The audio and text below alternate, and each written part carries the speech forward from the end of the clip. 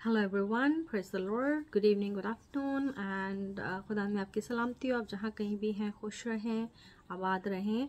आज मेरी वीडियो बनाने का स्पेशल पर्पज़ ये है कि कनाडा में बहुत सारी इमिग्रेशन का बहुत कुछ बदल गया है। तो मैं अपने जितने फ्रेंड्स, फैमिली, क्लाइंट्स थे, उनको जो इन्फॉर्मेशन 2 महीने पहले या 3 महीने या इवन 2 हफ्ते पहले भी दे रही थी, अब वो सारी इन्फॉर्मेशन बदल चुकी है। अब इन्फॉर्मेशन में सबसे बड़ा जो प्रॉब्लम है वो आपकी education, experience, qualification and age है। ठीक है।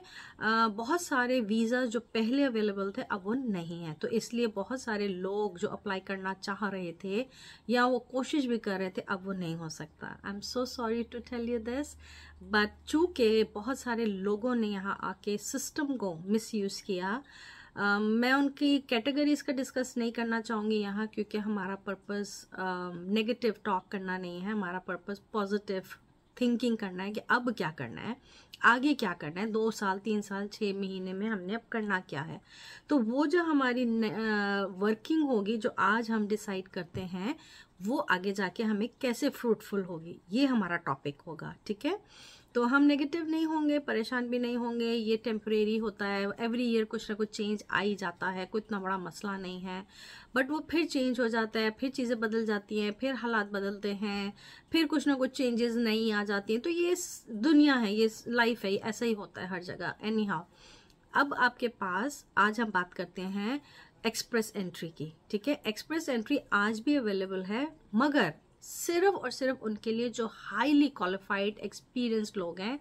उसकी एज फैक्टर भी कम कर दिया है, ताकि कनाडा में जो लोग आए वो यंग हों और वो काम करें। यहाँ आके आपको काम करना है। आप यहाँ आके गवर्नमेंट के खर्चों पे अजाइलम ले लें, स्लिप हो जाए, ये कर ले, वो शॉर्टकट्स नहीं है यहाँ। ठीक है। अगर आप सीरियस हैं अपनी लाइफ के साथ और आप सीरियसली इस लाइफ में काम करना चाहते हैं, ग्रो होना है, लाइफ में आगे कुछ बनना है, तो आपको पॉजिटिव थिंकिंग से चलना होगा। ठीक है। अच्छा, अब आपकी जो एजुकेशन है वो मास्टर्स चाहिए, पीएचडी, एमबीए, कुछ भी आपने हाईएस्ट एजुकेशन के, ना यहाँ इंटर चल रहा है, ना यहाँ पर इवन ग्रेजुएट चल रहा है। तो अगर वो लोग जो ग्रेजुएट भी थे अब वो नहीं आ सकते। I am sorry again for that. क्यों? क्योंकि ये मेरे हाथ में नहीं है, ये इमिग्रेशन है। अगले दिन ही कुछ बदल जाए तो मैं कुछ कह नहीं सकती, ये हमारे इख्तियार में नहीं है।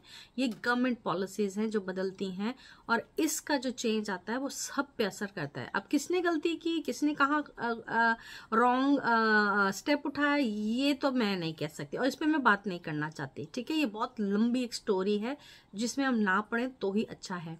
अगर आपका शौक है समझने का, आप गूगल कीजिए, आप इंटरनेट पे बेशुमार इन्फॉर्मेशन पढ़िए। आप RICC पे भी जा सकते हैं, वहाँ पर भी ये इन्फॉर्मेशन पढ़िए कि आपने कैसे अब अपने आप को तैयार करना है, कहाँ आना है और कैसे आना है। ठीक है। अच्छा, अब इसके अलावा उन्होंने मास्टर्स एजुकेशन कर दिया है। साथ ही में आपको एज फैक्टर जो है वो लेस देन 30 है। पहले तो कोई भी एज के लोग आ सकते थे, और कोई भी पढ़ा लिखा हो, ग्रेजुएट भी हो तो आ सकता था। English is the must thing. यहाँ पर आपको 7 मिनिमम 7 बैंड्स चाहिए हैं, ताकि आपको यहाँ पर आने में, आपकी एप्लीकेशन को आने में नहीं, sorry, I am wrong here, आपकी एप्लीकेशन को अप्रूवल मिलने की भी इजाजत मिले।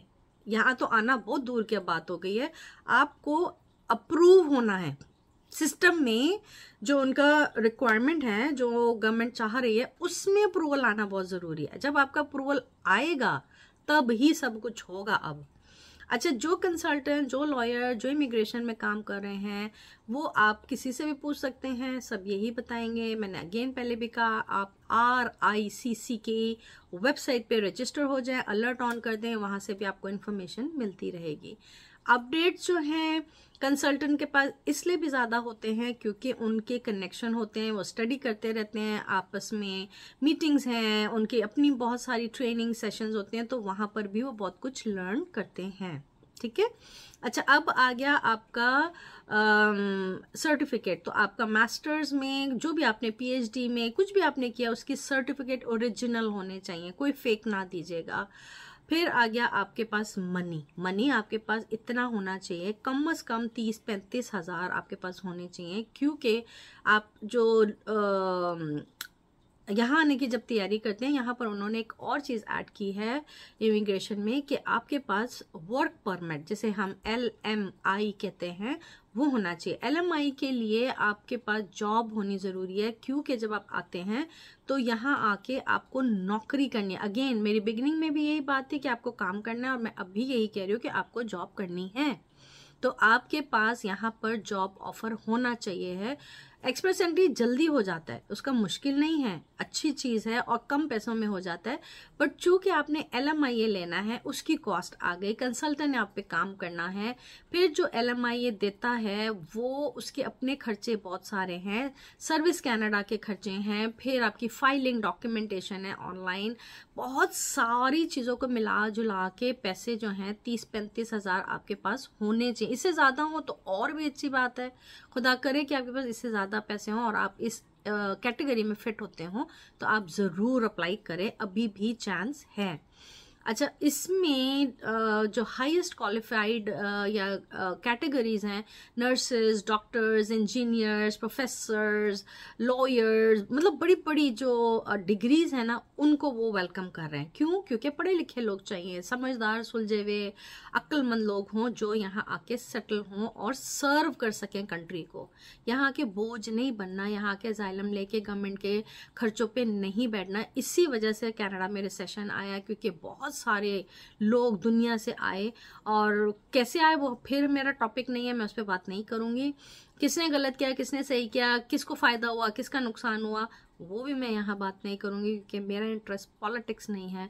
मेरा इंटरेस्ट आपको गाइड एंड लीड करना है, राइट डायरेक्शन देना है, जो भी मुझे सीखा समझा 15-20 सालों में वो बताना है। ठीक है, आप अभी भी एलिजिबल अगर हैं, आपकी ये सारी चीज़ें मैच होती हैं, रिक्वायरमेंट पे आप फुलफिल करते हैं, मैं आपको आज भी इनकरेज करूँगी कि आप मौका ना खोइए, अपनी जो पेपर्स हैं उनको सबको रेडी करें और पैसे को इकट्ठा करें। अगर आपने कोई प्रॉपर्टी बेचनी है, जेवर है, सर्टिफिकेट है, जो भी आपने मनी इकट्ठा करना है, एक जगह करें, क्योंकि अक्सर लोग मुझे कहते हैं हम वहाँ आके दे देंगे, ऐसा कुछ नहीं होता।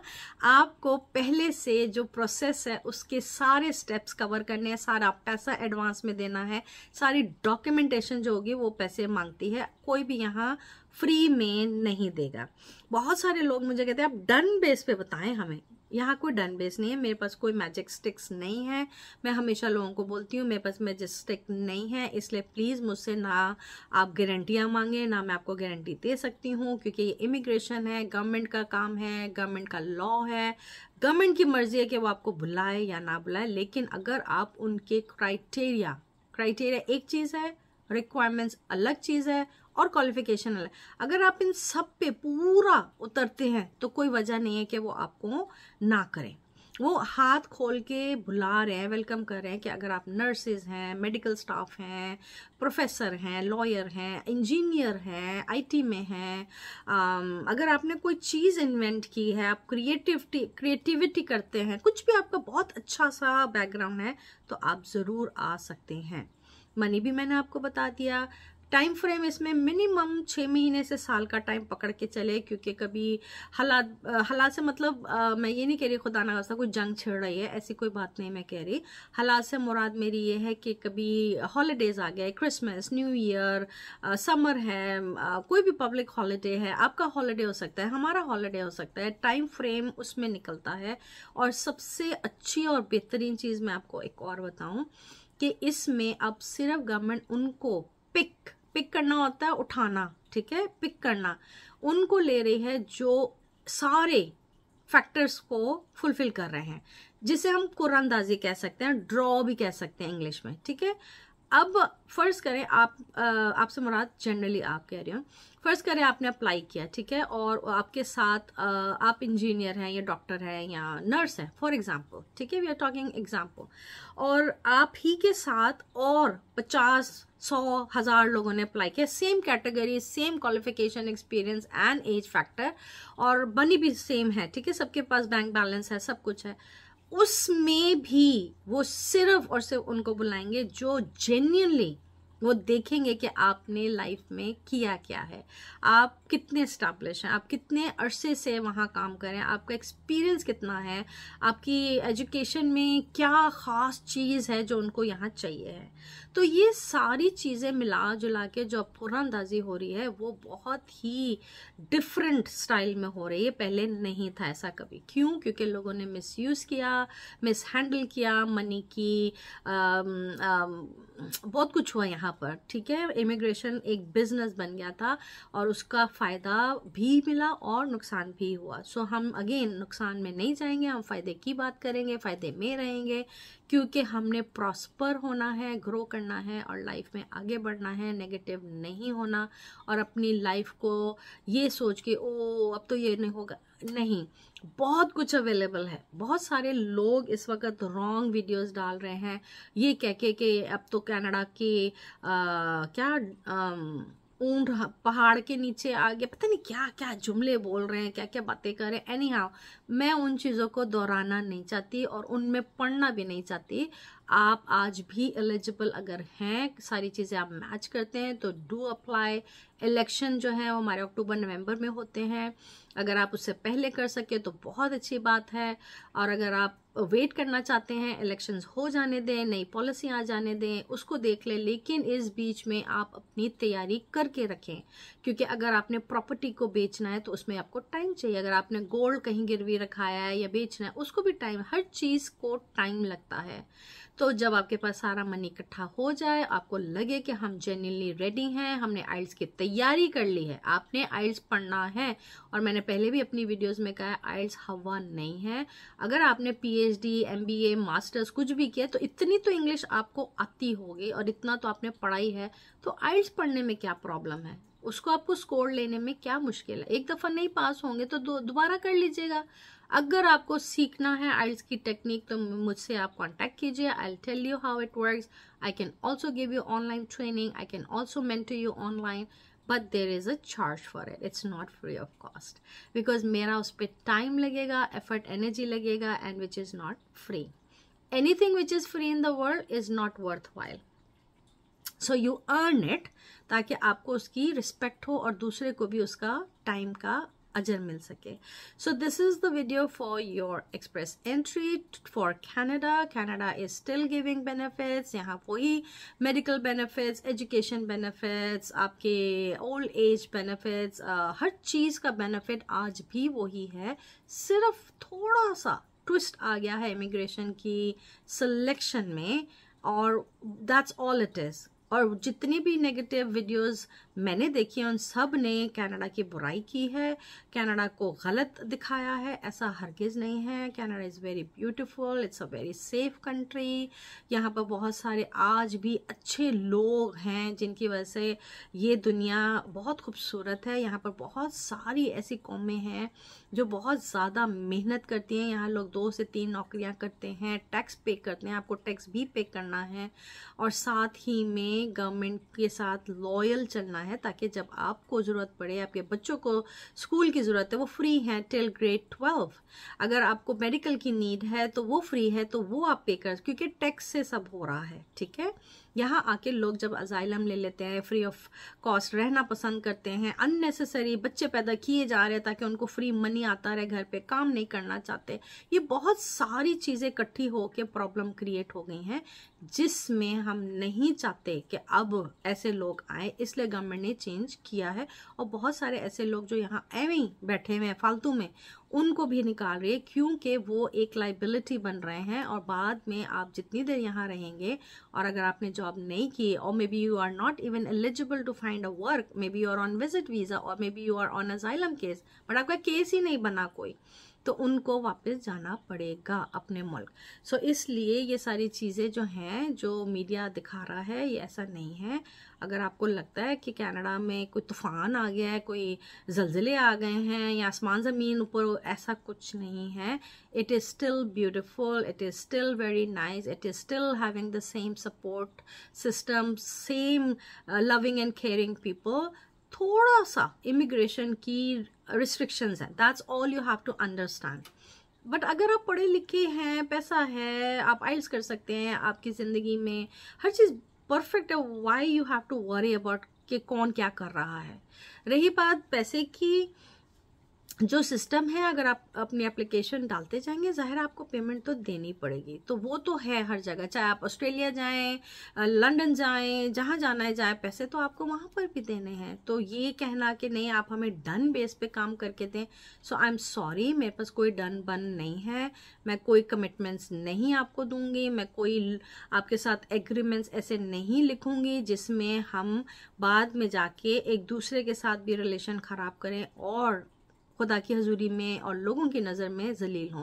सो जो हकीकत है, जो सच है, जो होना है, हम वही बात करेंगे, मैं वही आपको गाइड एंड लीड करूंगी और वो ही आपको करना है। और हर चीज़ लिखत पढ़त में होगी, एग्रीमेंट्स होते हैं, रिटेनर्स होते हैं, रिसीट्स होगी, सब कुछ ऑफिशियल होगा। अगर आपको मेरा काम करने का तरीका समझ आए तो आप मुझे ज़रूर कांटेक्ट करें। I am not going to give you any fake news, fake information.